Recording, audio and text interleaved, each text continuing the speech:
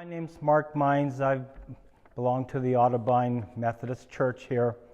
I was born and raised in Howland. My folks used to take our family to the local church down there in the Howland Corners. That's the Howland Community Church, and that's where I first started going to church in my youth.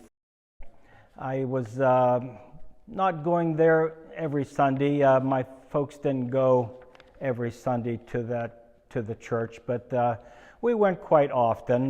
Went to Sunday school there too. And then sometime in the late to early 60s, my folks made a change, and we switched from the Howland Community Church to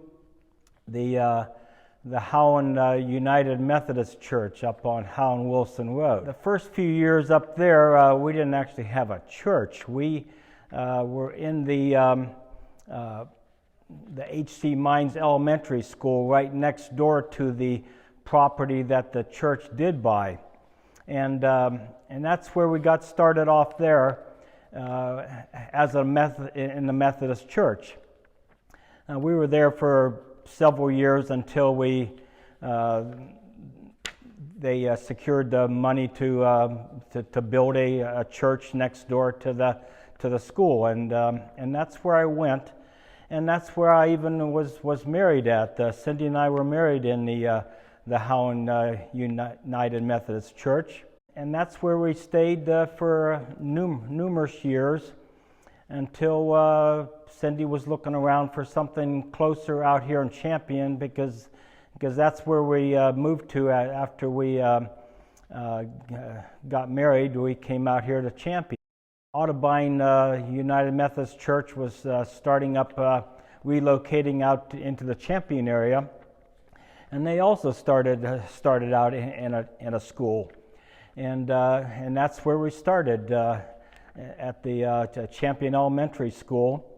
We were there for numerous years until they secured this land here, and I was amongst some other people were involved in building this beautiful church here. Back in the early to mid 80s, we were working on this project, and along with a contractor and some other people, and I was helping out whenever I could. So I've been here ever since.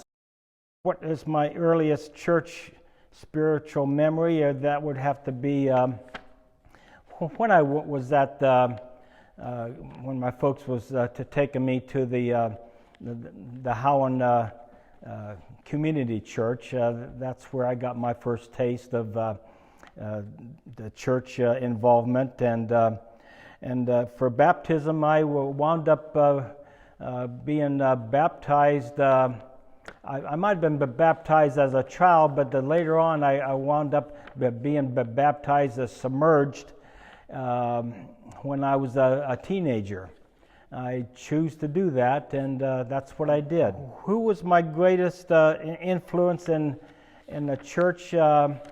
That would have to be the minister that married Cindy and I, Reverend McFadden was his name.